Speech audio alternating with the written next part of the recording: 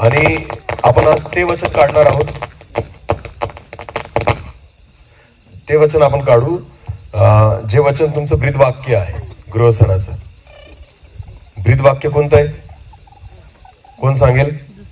करिंथकरास दुसरे पत्र. कोणतं पत्र? मोठ्याने बोला. दुसरे करिंथ कितवा अध्याय? 5 अध्याय आणि वचन 1. वाचा, कोणीतरी वाचा मराठीत. कारण आम्हाला ठाऊक आहे की आमचे पृथ्वीवरील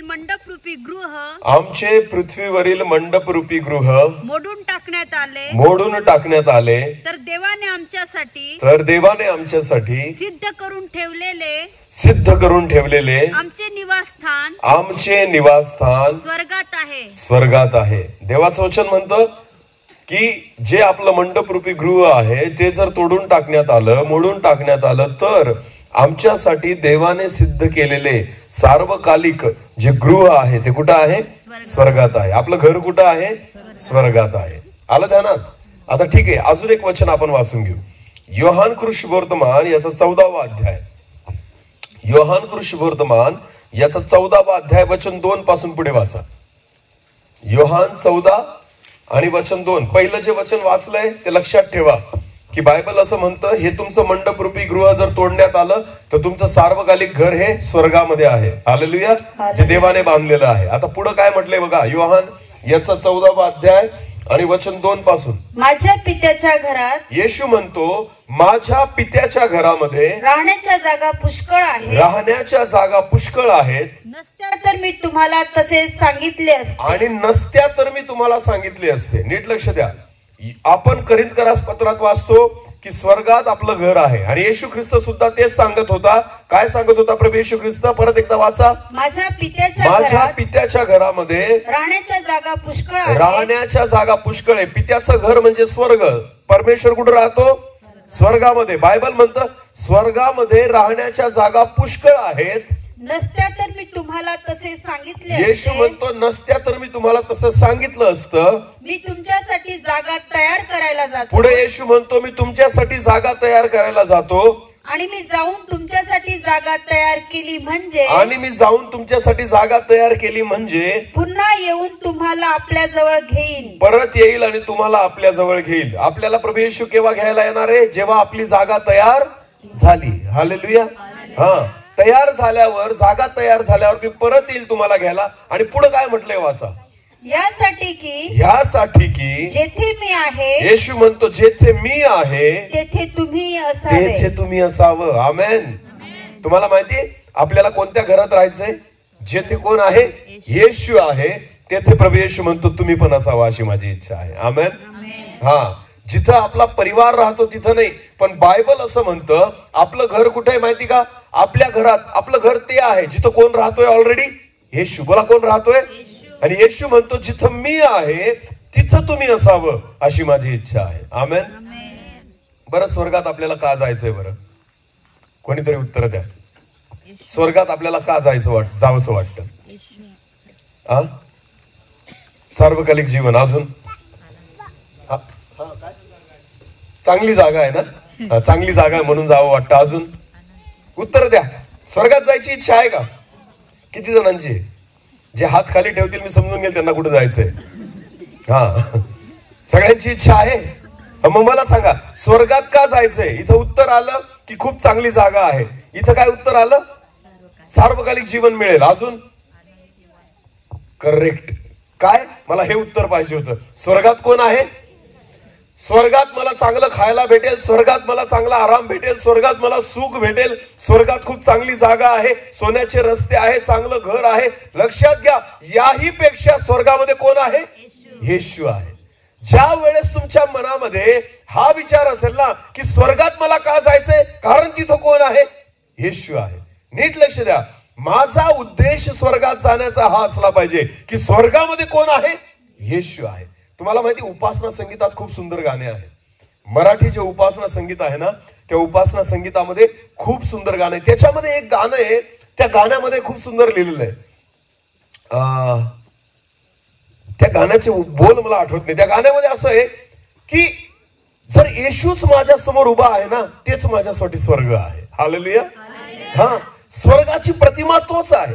जर स्वर्गामध्ये येशू नाही तर तो स्वर्गच काय. मी स्वर्गात याच्यासाठी जाऊ इच्छितो की त्या ठिकाणी कोण आहे, येशू आहे. हालेलुया. आणि म्हणून येशू सुद्धा काय म्हणतो, जिथं मी आहे तिथं तुम्ही असावं अशी माझी इच्छा आहे. आमेन.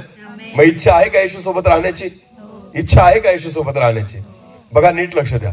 ज्याच्या सोबत आपल्याला राहायचं असतं ना, त्याच्यासोबत आपल्याला सवय लावावी लागते. बोला, काय लावावी लागते? नसेल तर तुम्ही राहू शकत नाही. आजकाल तुम्ही एक उदाहरण देतो मी. लग्न जर ठरलं तर डायरेक्ट लग्नाच्या मांडवात मुलगा मुलगी एकमेकांना भेटतात का? नाही. मग कधी? ज्या वेळेस त्यांचा साखरपुडा होतो त्याच्यानंतर आजकाल फॅशन आहे, मुलगा मुलगीला काय घेऊन देतो? मोबाईल. काय घेऊन देतो? मोबाईल. मला काय घेऊन देतो? हा, ही आजकाल ट्रेंड झालेला आहे हा, की लग्न ठरलं, साखरपुडा झाला, लग्नाची तारीख ठरली की मुलगा त्या मुलीला काय घेऊन देतो? मोबाईल. आणि मग त्यांचं सुरू होतं मोबाईलवर बोलणं. कशासाठी असतो हा मोबाईल? सांगा. एकमेकांना समजून घेण्यासाठी. बोला, कशासाठी एकमेकांना? लग्न तर होणारे 2 महिन्यांनी. किती महिन्यांनी? पण त्या 2 महिन्यांमध्ये तुम्ही एकमेकांना काय करतात? समजून घेतात, एकमेकांचे विचार जाणून घेतात, एकमेकांबद्दल जाणून घेतात. तुला काय वाटतं, तुला काय आवडतं, मला काय आवडतं, प्रत्येक गोष्टी, लहान सहान गोष्टी आपण एकमेकांशी शेअर करतो. तुम्हाला माहिती, लग्नाच्या अगोदर एक मुलगा आणि एक मुलगी जे आहे ना, ते एकमेकांना समजून घेण्यासाठी मोबाईलवर बोलतात. नीट लक्ष द्या. हे फक्त लग्न ठरलेल्यांसाठी बोलतोय मी. कोणासाठी बोलतोय? हा, बाकीच्यांनी अजिबात असा गोड गैरसमज करू नका. मी तुमचं कौतुक करतोय की जे बिना लग्न ठरण्याचे बोलतात ना, मी त्यांच्याबद्दल बोलत. जे तरुण मुलं लग्नच ठरलेलं नाही तरी सुद्धा कोणाशी ना कोणाशी बोलत राहतात ना, मी त्यांच्याबद्दल बोलत नाही. हे त्या मुलांसाठी बोलतोय ज्यांचं काय ठरलंय? लग्न. की मला ज्या व्यक्तीशी लग्न करायचंय ना, त्याला मी समजून घेणं गरजेचं आहे, त्याला मी जाणून घेणं गरजेचं आहे. असं नाही की डायरेक्ट लग्नाच्या मंडपामध्ये तुम्ही एकमेकांना भेटले, त्याच्यासाठी एकमेकांना आपण समजून घेतो. तुम्हाला माहिती, आपल्याला कोणासोबत राहायचंय? येशू सोबत. मला कोणासोबत राहायचंय? मग येशू सोबत राहायचंय ना, तर जगामध्ये तुम्हाला माहिती, बायबल असं म्हणतं, येशू ख्रिस्त आपल्या वधूला घेऊन जाण्यासाठी येणार आहे. बोला, कोणाला? वधू कोण आहे? मंडळी. बोला, कोण आहे? वधू कोणाला म्हणतात? नवरी. बोला, कोण? नवरी. आणि वर कोण आहे? येशू. तो त्याच्या वधूला म्हणजे मंडळीला घेऊन जायला येणार आहे. लग्न अजून झालंय का? नाही. आता फक्त काय झालंय? आपला मंडळीचा येशू ख्रिस्ताशी काय झालेला आहे? फक्त साखरपुडा. आणि आता लग्न आणि साखरपुडा याच्यामधला जो काळ आहे ना, याच्यामध्ये तुम्हाला आणि मला येशू ख्रिस्ताला काय करायचंय? समजून घ्यायचंय. आमेन. हा वेळ आहे प्रभू येशू ख्रिस्ताने दिलेला. कारण आपल्याला राहायचं कोणासोबत आहे? येशू सोबत. ज्याच्या सोबत आपल्याला राहायचंय ना, ज्याच्या सोबत सार्वकालिक जीवन काढायचंय ना, त्या येशू ख्रिस्तासोबत आपल्याला राहायचंय. बायबल असं म्हणतं, जिथं मी आहे तिथं तुम्ही असावा अशी माझी इच्छा आहे. आमेन. ज्या लोकांना त्याच्यासोबत तिथं राहायचंय ना, त्यांना इथं पण त्याच्यासोबत राहण्याची सवय पाडावी लागेल. हालेलुया. त्याची ओळख करून घ्यावी लागेल. एक सुंदर वचन आहे, आपण वाचू. चला, वचनातून आपण काही गोष्टी बघू. मत्तई कृष्णवर्तमान याचा 12वा अध्याय काढा. मत्तई कृष्णवर्तमान याचा 12वा अध्याय. येशू सोबत राहणं म्हणजे काय आहे, येशूला समजून घेणं म्हणजे काय आहे, आपण वाचू. मत्तई कृष्णवर्तमान 12वा अध्याय, वचन 46 पासून पुढे. मग तो लोक समुदायाबरोबर बोलत असता पहा त्याची आई व त्याचे भाऊ त्याच्या बरोबर बोलण्यासाठी बाहेर उभे राहिले होते. त्याची सख्खी आई आणि येशू ख्रिस्ताचे भाऊ त्याच्याशी बोलण्यासाठी कुठे उभे राहिले होते? बाहेर. बाहेर म्हणजे येशू कुठे असेल? आत म्हणजे कसल्या आत? घरात. बोला, कशात? घरात. आणि येशूची आई आणि भाऊ कुठे आहेत? घराच्या बाहेर. हे नीट लक्ष द्या, या वचनाकडे नीट लक्ष द्या. घरात कोण आहे आणि बाहेर कोण आहे हे आपल्याला शिकलं पाहिजे. आमेन. जर तुम्हाला येशू सोबत घरात राहायचंय, कुठं राहायचंय? येशू म्हणतो, जिथं मी आहे तिथं तुम्ही असावं. आमेन. जर तुम्हाला वाटतं ना मी येशू सोबत घरात असावं, तर कशा रीतीने असावं हे बायबल मध्ये लिहिलेलं आहे. परत एकदा वाचा ते वचन. मग तो लोक समुदायाबरोबर बोलत असता पहा. तो लोक समुदायासोबत बोलत असता पहा. त्याची आई व त्याचे भाऊ त्याच्या बरोबर बोलण्यासाठी बाहेर उभे राहिले होते. बरं, मला एक सांगा, बाहेर जे उभे आहेत त्याची आई आणि भाऊ ते येशूशी काय करण्यासाठी बाहेर उभे आहेत? बोलण्यासाठी. आणि आणि आतमध्ये जे येशू सोबत बसलेले आहेत ते येशू सोबत काय करतायत? बोलतायत का ऐकतायत? बोलतायत का ऐकतायत? वचन परत वाचा पहिलं. मग तो लोक समुदायाबरोबर बोलत होता. येशू लोक समुदायासोबत काय करत होता? बोलत होता. म्हणजे लोक समुदाय येशूचं काय करत होते? मग ऐकणारे कुठे बसलेले आहेत? घरात. बोला, ऐकणारे कुठे बसलेले आहेत? आणि बोलणारे कुठे बसलेले आहेत? बाहेर. समजतंय मी काय सांगतोय? जेवढे येशूचं ऐकणारे आहेत ना ते घरामध्ये आहेत, आणि जे येशू सोबत बोलायला वाटतात, ज्यांना वाटतं मला बोलायचंय बोलायचंय बोलायचंय, ते कुठे उभे आहेत? बाहेर. ज्यांना येशू सोबत घरात राहायचंय ना त्यांनी ऐकणारे व्हा. बोला, काय व्हा? जर तुम्ही ऐकणारे असाल तर येशू सोबत कुठं असाल? घरात. पण जर तुम्ही नुसते बोलणारे असाल तर तुम्ही कुठे राहाल?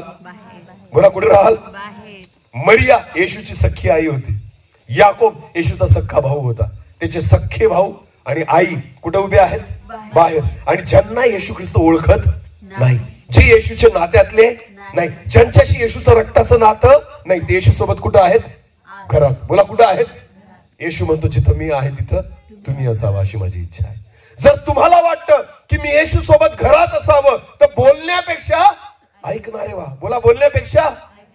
जेव्हा तुम्ही देवाचं वचन ऐकता, प्रभू येशू ख्रिस्ताला ऐकता, देवाची आज्ञा ऐकता, देवाची इच्छा ऐकता, जेव्हा तुम्ही ऐकणारे होता ना तेव्हा तुम्ही येशू सोबत कुठं असता? घरामध्ये. बोला, कुठे असता? आणि बोलणारे कुठे असता? बाहेर. बऱ्याचदा हे दोन प्रकारचे ख्रिस्ती लोक आपल्याला आढळतात मंडळीत. एक असतात जे कधीच देवाचं ऐकत नाही, ज्यांना बोलायलाच आवडतं, ते नुसते शिकवत राहतले याला त्याला, असं कर तसं कर, हा तसा तो तसा मी तसा, सगळं नुसतं शिकवायला आवडतं, ऐकायला आवडत, चालायला आवडत नाही. तुम्हाला माहितीये का, परमेश्वराने आपल्याला जेव्हा बनवलं, कान किती बनवले? बोला, कान किती बनवले? आणि तोंड का बरं? कान किती बनवले? 2. आणि तोंड किती बनवलं? 1. याचा अर्थ काय होतो? जास्त उपयोग कसला व्हायला पाहिजे? याचा अर्थ जास्त उपयोग कसला आहे? कानाचा. म्हणून 1 नाही दिला. किती कान दिले? 2. आणि तोंडाचा उपयोग कसा झाला पाहिजे? कसा? जास्त कमी? कमी. म्हणून तोंड किती दिलं? विचार करा, 2 तोंड राहिले असते तर आपण ऍट अ टाइम किती जणांशी गप्पा केल्या असत्या? 2. इकडचे आपण. आणि समजा कानाच्या जागी काय असतं? तोंड. बोला, कानाच्या जागी काय असतं? काय केलं असतं बरं माणसाने? एका तोंडाने खाल्लं असतं, एका तोंडाने बोललं असतं ना. म्हणजे जेवता जेवता सुद्धा काय केलं असतं? बोललं असतं. प्रभूला माहितीये तोंडाची गरज किती आहे? फक्त.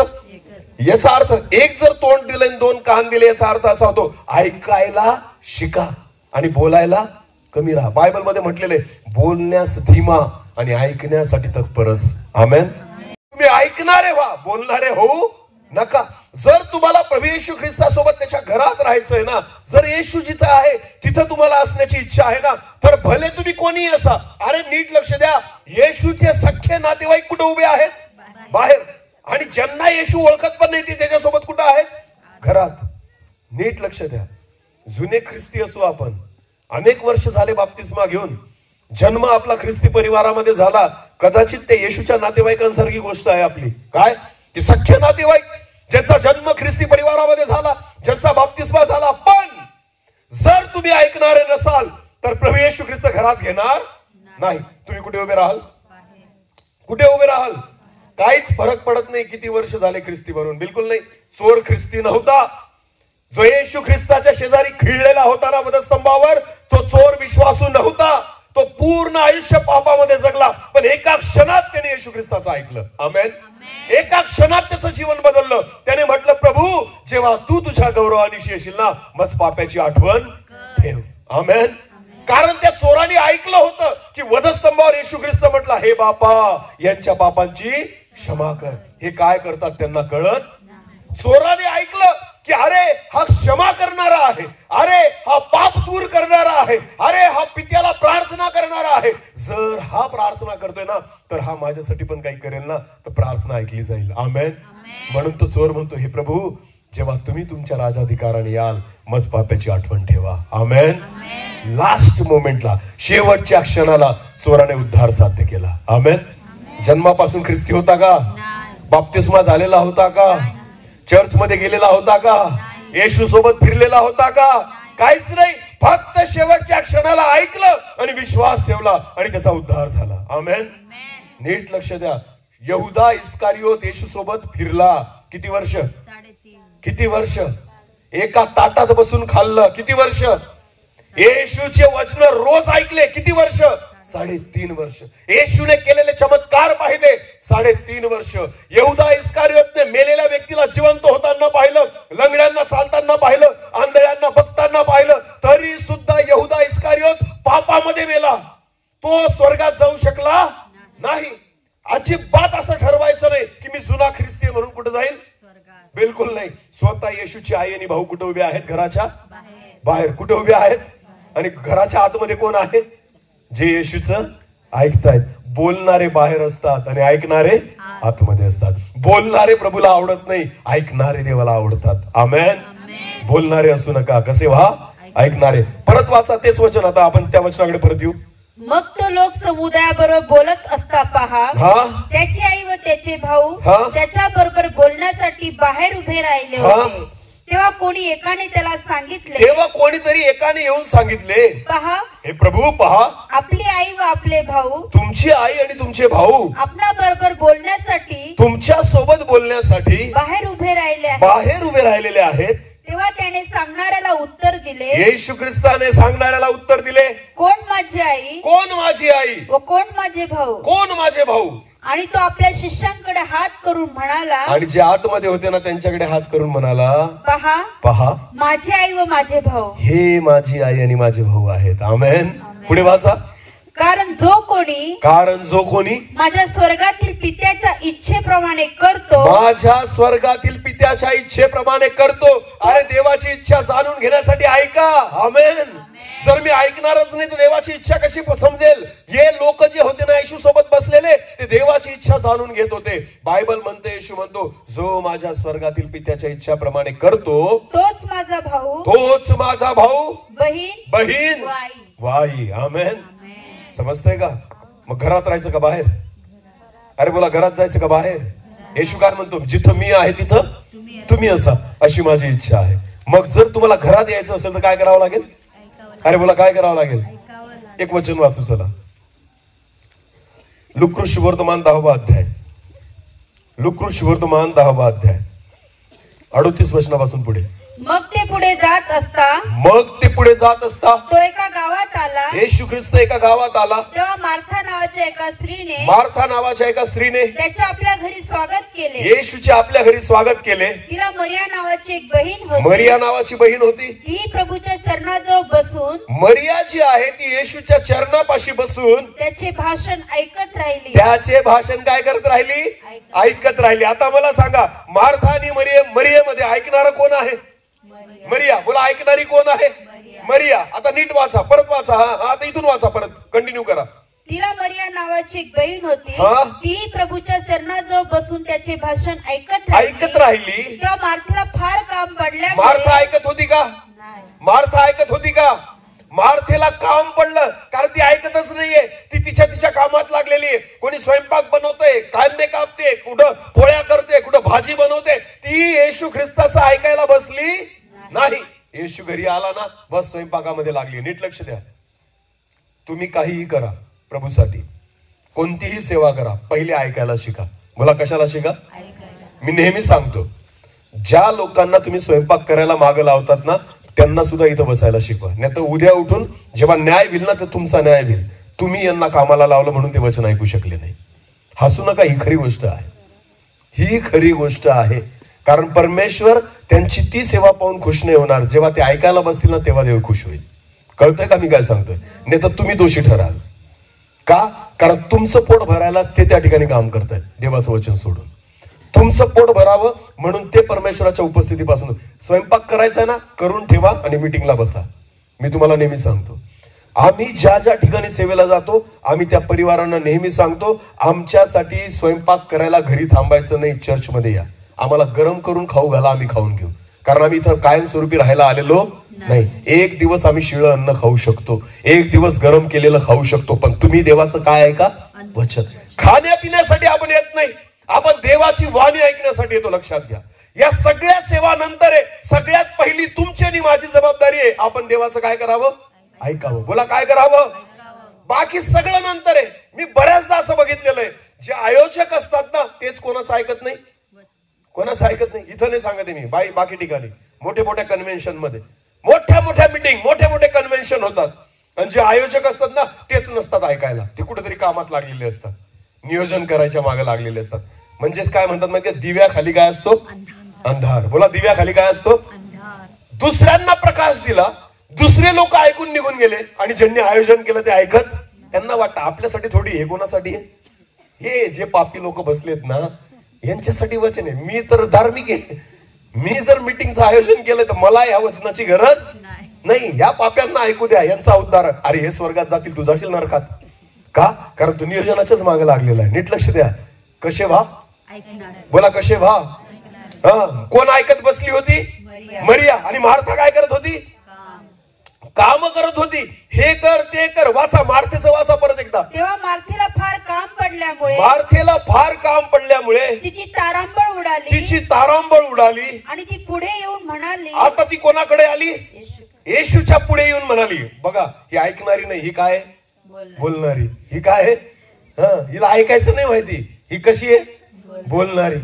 बोलणारे कधीच घरात येत, बोलणाऱ्यांबद्दल देव खुश राहत नाही. ही मार्था आली आणि येशूच्या समोर येऊन उभी राहिली. काय बोलली, वाचा. प्रभूजी, हे प्रभूजी, माझ्या बहिणीने माझ्या एकटीवर कामाचा भार टाकला आहे. माझ्या बहिणीने माझ्यावर एकटीवर कामाचा भार टाकला आहे. याची आपल्याला पर्वा नाही का, याची आपल्याला पर्वा नाही का.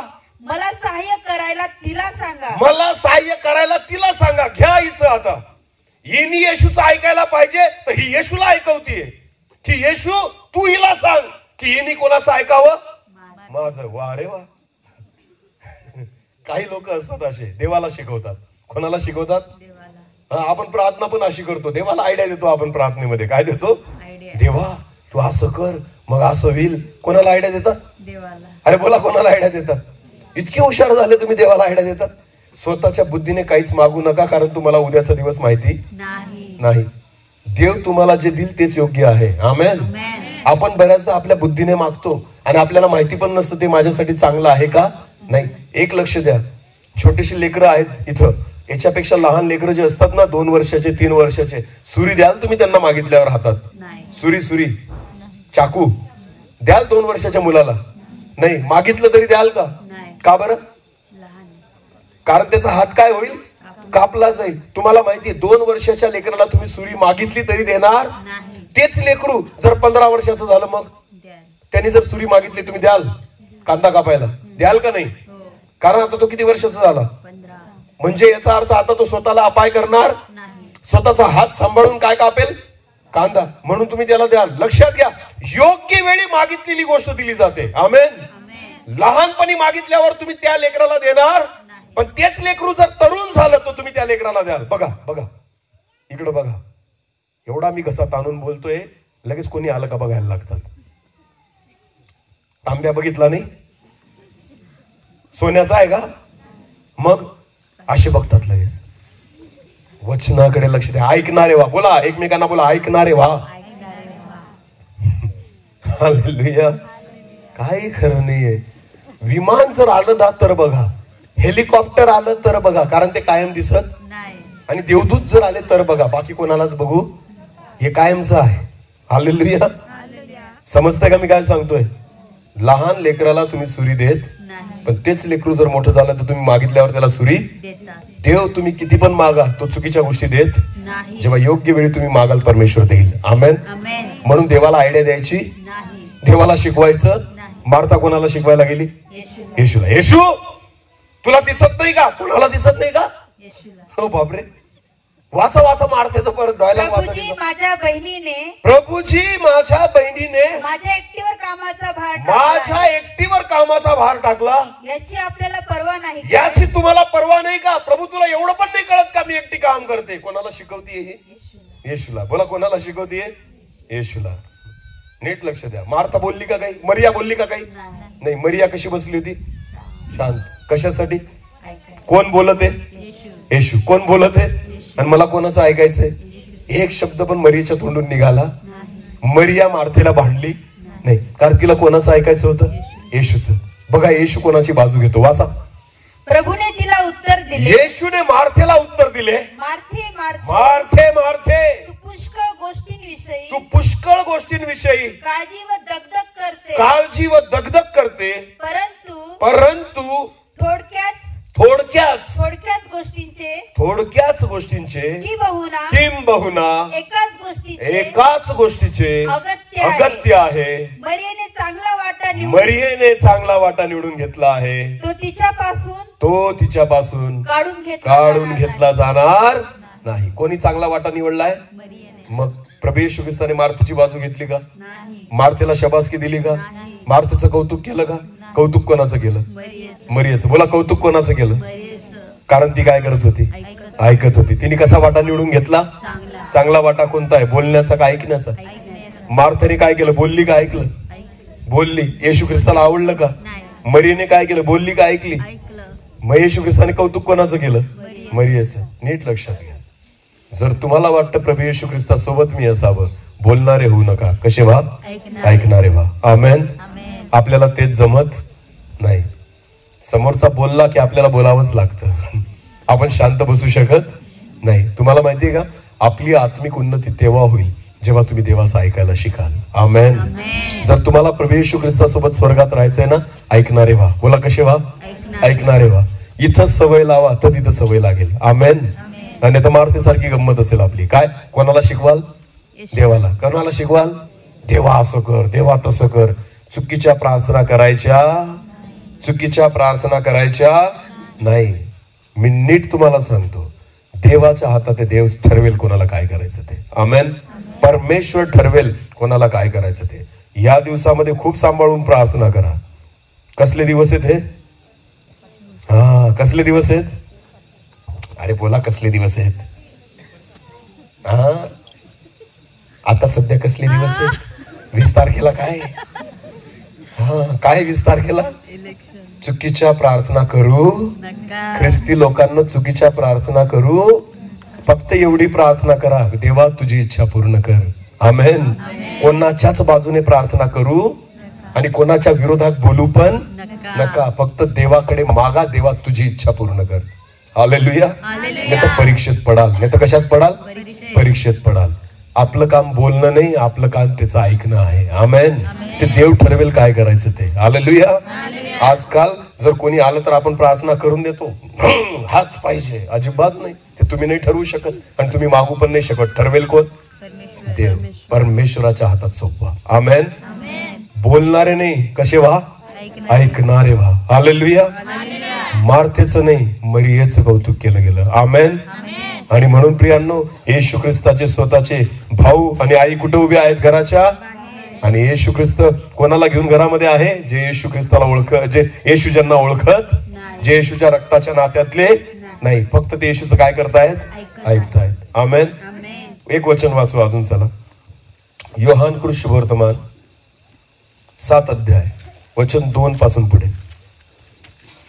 योहान कृष्ण वर्तमान 7 अध्याय वचन 2 पासून पुढे. यहुद्यांचा सण म्हणजे मंडपाचा सण जवळ आला होता. मंडपाचा सण जवळ आला होता. म्हणून त्याचे भाऊ त्याला म्हणाले. येशूचे भाऊ. परत कोण आले आता? येशूचे सख्खे भाऊ. येशूचे भाऊ त्याला म्हणाले, जी कामे तू करतो ती तुझ्या शिष्यांनी पाहावीत म्हणून. बोलणारे आहेत. बोला, हे काय आहेत? बोलणारे. हे ऐकत नाही. हे काय करतात? येशूला आयडिया देतात. बोला, काय देतात? आता हे येशूचे भाऊ काय देत आहेत त्याला? आयडिया. काय आयडिया देतात? वाचा परत एकदा. जी कामे तू करतो ना, जी चमत्कार तू इथं करतो ना, ती तुझ्या शिष्यांनी पाहावीत, ती तुझ्या शिष्यांनी पण पाहावी म्हणून तू येथून निघून यहुदियामध्ये जा. जो कोणी प्रसिद्ध होऊ पाहतो तो गुप्तपणे काहीच करत नाही. तू ही कामे करत असशील तर, तू जर हे चमत्कार करत असशील तर स्वतः जगाला प्रकट हो. कोण आयडिया देतोय? भाऊ. बोला, कोण? भाऊ. येशूचे भाऊ बोलतात. ते नुसते आयडिया देतात. येशूचं ऐकून घेत नाही. नीट लक्ष द्या. पुढे वाचा. येशूने काय म्हटलं? कारण त्याचे भाऊ त्याच्यावर विश्वास ठेवत नव्हते. बायबल मध्ये स्पष्ट म्हटलेलं आहे, त्यावेळेस येशूचे भाऊ सुद्धा त्याच्यावर विश्वास ठेवत नव्हते. सख्खे भाऊ होते. फायदा झाला का? त्यावेळेस फायदा झाला का? नंतर झाला, ते मी तुम्हाला वचनातून दाखवेल. पण त्यावेळेस फायदा झाला का? नाही झाला. का? कारण ते येशूवर विश्वास ठेवत नव्हते. येशूचे ऐकत नव्हते. येशूला आयडिया देत होते. जा. पुढे वाचा. त्यावरून येशू त्यांना म्हणाला, येशूने त्यांचं ऐकलं नाही. येशू त्यांना म्हणाला, माझा समय अजून आला नाही. माझा समय अजून आला नाही.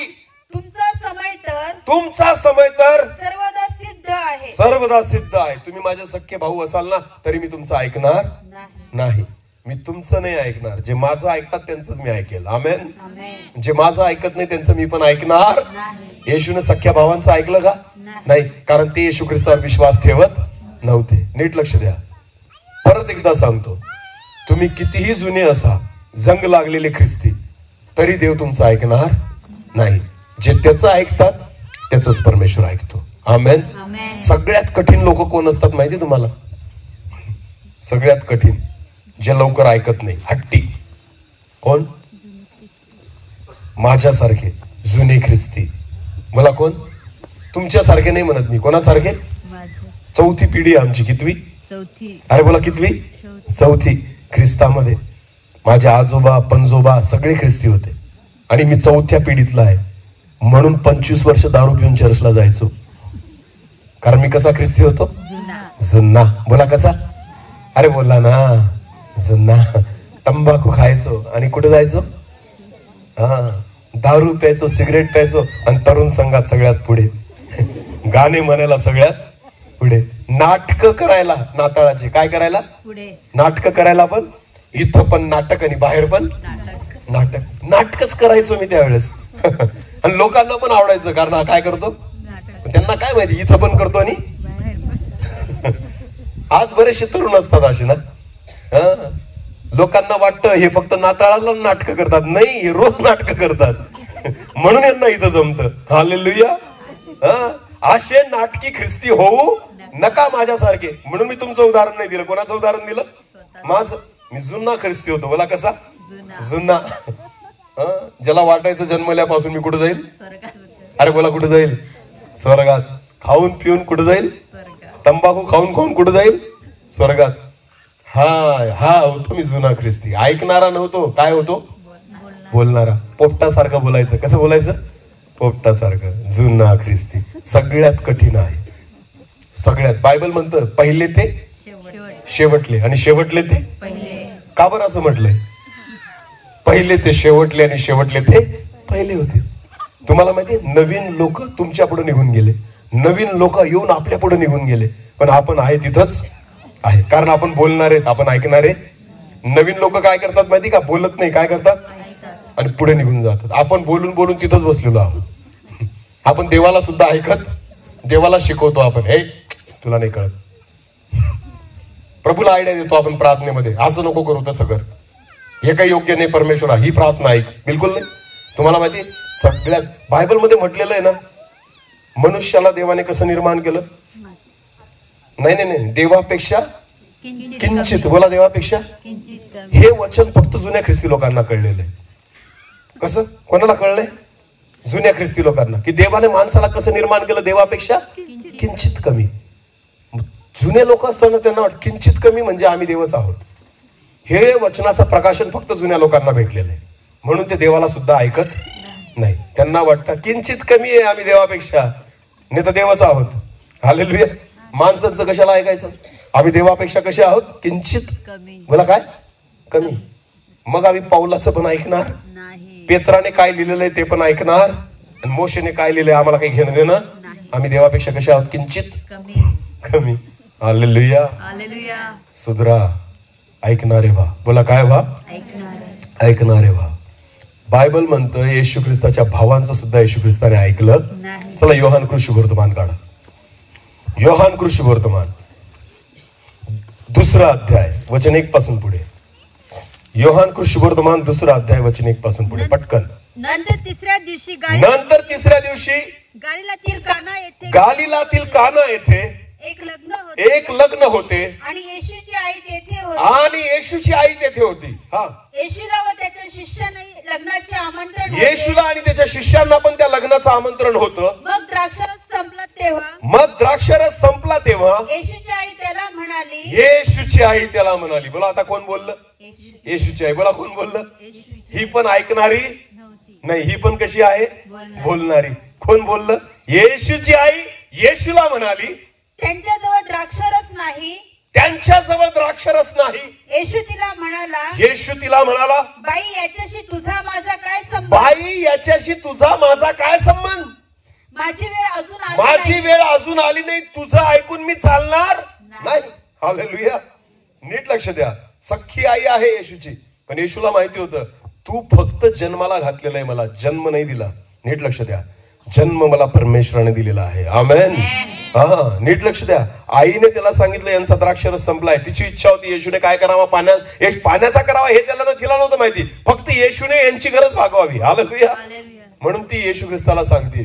यांचा येशू सरळ बोलला तिला, काय, बाई तुझा माझा काय संबंध, माझी वेळ अजून आलेली नाही. आता पुढे वाचा. हा, त्याची आई चाकरांना म्हणाली. आणि जेव्हा येशूने मरियाला असं उत्तर दिलं ना, तेव्हा मरियाला कळून गेलं आणि मरिया चाकरांना म्हणाली, हा तुम्हाला जे काही सांगेल ते करा. हा माझं नाही ऐकणार, पण हा तुम्हाला जे सांगेल ते करा. हालेलुया. नीट लक्ष द्या. कळतंय का तुम्हाला या वचनाचं प्रकाशन? मरिया म्हणती की मी जर याला बोलली तर हा ऐकत नाहीये, पण हा जे तुम्हाला सांगेल ते काय करा, ऐका. बोला, ते काय करा, हा. तो आपलं बोलणं नाही ऐकणार, पण तुम्हाला त्याचं ऐकावं लागेल. आलेलं तर चमत्कार होईल. आमेन. आमेन. आज जगामध्ये अशा संस्था आहेत की ज्या म्हणतात मरियेला प्रार्थना करा म्हणजे येशू ऐकेल. बिलकुल नाही. त्याने येशूचं ऐकलंच, त्याने मरियेचं ऐकलंच नाही. बायबलमध्ये स्पष्ट म्हटलेलं आहे, येशूने मरियेचं ऐकलं नाही. मरिया स्वतः म्हणते तो जे बोलेल ते तुम्ही ऐका. आमेन. येशू जे बोलतोय ते तुम्ही ऐका. चुकीच्या डिनॉमिनेशन्स, चुकीच्या संस्था आणि चुकीचे सिद्धांत चुकीच्या पद्धतीने वचनाला प्रगट करतात. नीट लक्ष द्या. वचन ह्या ठिकाणी स्पष्ट म्हणतं येशूने मरियेचं ऐकलं नाही, तो उलट मरिया म्हणते हा जे बोलेल ते तुम्ही ऐका. आमेन. हे स्वतः मरियेने सांगितलेलं आहे की हा तुम्हाला जे सांगेल ते तुम्ही ऐका. चमत्कार मरिया बोलली म्हणून नाही झाला, चमत्कार येशूचं त्यांनी ऐकलं म्हणून झाला. हालेलुया. चमत्कार येशूने मरियेचं ऐकून नाही केला, चमत्कार त्यामुळे झाला की जे चाकर होते त्यांनी येशूचं ऐकलं. आमेन. आमेन. ऐकणारे व्हा. बोला, काय व्हा? येशूचे सख्खे भाऊ आणि बहीण ऐकणारे नव्हते. आई ऐकणारी नव्हती. काय होते ते? बोलणारे होते. बोला, काय होते? म्हणून ते कुठं उभे होते? घराच्या. आणि ऐकणारे लोक कुठे होते? घराच्या आतमध्ये. आमेन. हालेलुया. ही येशूच्या आई वडिलांची आणि त्याच्या भावांची परिस्थिती होती. सख्खे असून सुद्धा घराच्या बाहेर होते. पण तुम्हाला माहितीये त्यांचं जीवन बदललं. आमेन. त्यांचं जीवन बदललं. याकोबाचं पत्र 1 अध्याय 1 वचन काढा. वचनातून सांगतो मी तुम्हाला आणि मी बंद करेल, आपण जास्त वेळ ताणणार नाही. याकोबाचे पत्र याचा 1 अध्याय आणि 1 वचन. 12 वंशातील पांगलेल्या लोकांना, 12 वंशातील पांगलेल्या लोकांना देवाचा व प्रभू येशू ख्रिस्ताचा दास, देवाचा व प्रभू येशू ख्रिस्ताचा दास याकोब याचा सलाम. बोला, याकोब स्वतःची ओळख कशी देतो? देवाचा व कोणाचा दास? प्रभू येशू ख्रिस्ताचा दास. याकोब कोण आहे माहिती आहे? याकोबाचं पत्र लिहिणारा येशू ख्रिस्ताचा सख्खा भाऊ. हा याकोब कोण आहे? येशूचा 12 शिष्यांपैकी याकोब नाहीये. हा याकोब कोण आहे? येशू ख्रिस्ताचा सख्खा भाऊ. तो ज्या वेळेस या पत्राची सुरुवात करतो ना, तो असं नाही म्हणत की मी येशू ख्रिस्ताचा भाऊ, नाही, तो म्हणतो मी प्रभू येशू ख्रिस्ताचा दास. बोला, काय म्हणतो तो? प्रभू येशू ख्रिस्ताचा. इथं तो याकोब ऐकणारा झाला. बोला, काय झाला? त्याला कळून गेलं की मी सुद्धा त्याचा दास आहे, मी त्याचा भाऊ नाही. नीट लक्ष द्या. हा तोच याकोब आहे जो एके वेळी येशूला म्हणत होता जा रे त्या यहुदियामध्ये जाऊन चमत्कार कर तर प्रसिद्ध होशील. तुम्हाला माहिती त्या याकोबाला सुद्धा ख्रिस्त कळला. आमेन. त्याच्या सख्ख्या भावांनी सुद्धा मान्य केलं की तो प्रभू आहे. आमेन. आणि म्हणून तो 1 वचनात, परत एकदा वाचा ते वचन. 12 वंशातील पांगलेल्या लोकांना, 12 वंशातील पांगलेल्या लोकांना देवाचा व प्रभू येशू ख्रिस्ताचा, देवाचा व प्रभू येशू ख्रिस्ताचा दास याकोब याचा सलाम. आमेन. तो स्वतःला येशूचा भाऊ नाही म्हणत. काय म्हणतो? येशू ख्रिस्ताचा दास. याचा अर्थ याकोबाचं जीवन बदललं, येशूच्या भावांचं जीवन बदललं. अजून एक वचन आपण वाचू. प्रेषितांची कृत्य काढा 1 अध्याय वचन 12 ते 14. प्रेषितांची कृत्य 1 अध्याय वचन 12 ते 14. मग यरुशलेमेजवळ, कान देऊन ऐका या वचनाकडे. मग यरुशलेमेजवळ येशू ख्रिस्त जेव्हा स्वर्गात घेतला गेला त्याच्यानंतरची घटना आहे. मग यरुशलेमेजवळ म्हणजे शब्बात दिवसाच्या मजलेवर, शब्बात दिवसाच्या मजलेवर असलेल्या जैतुनाचा डोंगर जैतुनाच्या डोंगर म्हटलेल्या डोंगरावरून ते यरूशलेमेस परत आले. जेव्हा डोंगरावरून ते यरूशलेमेमध्ये परत आले आणि आल्यावर ते माडीवरच्या एका खोलीत गेले. सर्व प्रेषित लोक माडीवरच्या एका खोलीमध्ये गेले.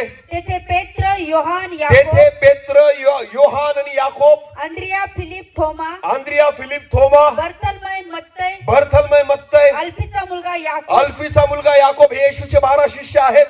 शिमोन जिलोत व याकोबाचा मुलगा यहुदा, याकोबाचा मुलगा यहुदा हे 12 शिष्य आहेत. हे सर्वजण आणि त्यांच्या बरोबर कित्येक स्त्रिया, येशूची आई मरिया व त्याचे भाऊ आणि येशू ख्रिस्ताचे सख्खे भाऊ एक चित्ताने प्रार्थना व विनंती करण्यात तत्पर असत. आमेन. येशूचे भाऊ पण नंतर बदलले आणि येशूची आई पण नंतर बदलली. आमेन. नंतर ते येशूला शिकवणारे नाही, शिकणारे झाले. हालेलुया. म्हणून ते सुद्धा प्रेषितांसोबत काय करायला बसले? प्रार्थना. बोला, काय करायला बसले? प्रार्थनेमध्ये तत्पर असत असं म्हटलेलं आहे. आमेन. येशूच्या सख्या भावांचा पण उद्धार झाला आणि त्याच्या आईचा पण उद्धार झाला, स्पष्ट बायबल मध्ये म्हटलेलं आहे. पण जोपर्यंत ते ऐकत नव्हते ना तोपर्यंत घराच्या कुठे उभे राहायचे? बाहेर. पण आता प्रेषितांच्या कृत्यामध्ये ते कुठे बसलेले आहेत? घराच्या कोणासोबत? सर्व प्रेषितांसोबत. आमेन. घराच्या आतमध्ये येण्यासाठी ऐकणारे व्हा. बोला, काय व्हा? तुम्ही शिकवणारे हो, बोलणारे हो. प्रभूची इच्छा आहे तुम्ही ऐकणारे व्हा. आमेन. आणि येशू म्हणतो जिथं मी आहे तिथं तुम्ही असावं अशी माझी इच्छा आहे. किती जणांना वाटतं येशू सोबत आज जावं? आमेन. त्याच्या घरात राहण्याची इच्छा आहे? मग बोला का ऐका? अरे बोला, का ऐका? ज्याला कान आहेत तो बायबल मध्ये असं म्हटलं का ज्याला तोंड आहे तो बोलो? असं बोला, असं वचन पाहिजे होतं ना. ज्याला तोंड आहे तो बोलो असं म्हटलंय कुठं? नाही. पण बायबल मध्ये काय म्हटलंय? ज्याला कान आहेत तो ऐकू. हालेलुया. याचा अर्थ देवाची इच्छा आहे तुम्ही ऐका. आमेन. परमेश्वराची इच्छा आहे. ऐकल्याने आशीर्वादित व्हाल, ऐकाल तर घरात राहाल, बोलाल तर हालेलुया. सोपी गोष्ट आहे. जे ऐकणारे आहेत ते येशू सोबत आत होते आणि जे बोलणारे होते, जे बोलायची वाट पाहत होते ते घराच्या बाहेर थांबलेले होते. नीट लक्ष द्या. येशूची आई, त्याचे भाऊ हे तेव्हा घराच्या आतमध्ये आले, प्रेषितांसोबत तेव्हा प्रार्थनेत बसले जेव्हा ते स्वतः पण ऐकणारे झाले. आमेन. ऐकणारे व्हा. जर तुम्हाला येशू सोबत स्वर्गात राहायचंय, त्याच्यासोबत त्याच्या घरात राहायचंय तर प्रियांनो आपल्याला ऐकणारे व्हावं लागेल. आमेन. देवाची इच्छा आहे की जिथं मी आहे तिथं तुम्ही असावं अशी माझी इच्छा आहे. हालेलुया. एकदा शेवटच्यांदा ब्रीदवाक्य परत वाचू. 2 कोरिंथ 5 अध्याय वचन 1. कारण आम्हाला ठाऊक आहे की आमचे पृथ्वीवरील मंडपरूपी गृह मोडून टाकण्यात आले. तर देवाने आमच्यासाठी सिद्ध करून ठेवलेले आमचे निवासस्थान स्वर्गात आहे. आमेन. आपलं राहण्याची जागा कुठं आहे? स्वर्गात. आणि तिथं बोलणारे जाणार तर कसे जातील? ऐकणारे व्हा. आमेन. तर परमेश्वर तुम्हाला तिथं घेऊन जाईल, आतमध्ये घेऊन जाईल. जिथं तो आहे तिथं आपण असू. हालेलुया. परमेश्वर या वचनाद्वारे आपल्या सर्वांना आशीर्वादित करू. डोळे झाकू. यावेळेस आपण प्रार्थनेमध्ये जाऊ. प्रत्येक जण आपले डोळे बंद करू, स्वतःच्या मनाची तयारी करू. आपण प्रार्थनेमध्ये जाऊ. धन्यवाद राजा, तुझी स्तुती करतो कारण तू महान आहे. तुझं वचन जिवंत आहे, दुधारी तलवारीपेक्षा तीक्ष्ण आहे, तसंच ते मधापेक्षा गोड आहे. प्रभूजी, आम्ही बोलणारे नाही तर आम्ही ऐकणारे व्हावं. तुझी वाणी ऐकणारे व्हावं, तुझं वचन ऐकणारे व्हावं. हो परमेश्वरा, आम्ही तुझ्या इच्छेप्रमाणे चालणारे व्हावं. यासाठी तू आम्हाला सहायता कर. आम्ही तुझ्या मागे चालावं, तुझ्या इच्छेप्रमाणे चालावं. यासाठी कृपा आणि अनुग्रह दे. धन्यवाद प्रभू. तुझी इच्छा आहे जिथं तू आहे तिथं आम्ही तुझ्या सोबत असावं. यासाठी आम्हाला सहायता कर. व्यर्थ गोष्टींपासून, व्यर्थ बडबडीपासून, व्यर्थ दगदग पासून तू आम्हाला दूर ठेव परमेश्वरा. धार्मिकतेचा आव न आणता परमेश्वर आम्ही तुझं ऐकावं, तुझी इच्छा समजून घ्यावी, तुझी इच्छा जाणून घ्यावी आणि तुझ्या सोबत आम्ही राहावं, तुझ्या सोबत आम्ही वस्ती करावी. यासाठी कृपा आणि अनुग्रह दे परमेश्वरा. धन्यवाद प्रभूजी. छोटस कोरस घेऊ आणि शेवटची प्रार्थना आपण इथं करू. Thank you Jesus. Thank you Lord.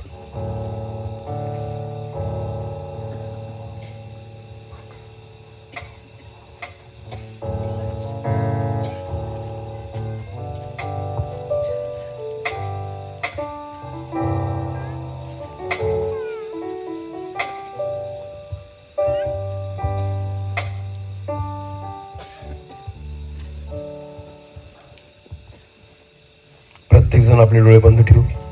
यावेळेस आपण प्रार्थनेमध्ये जाऊ.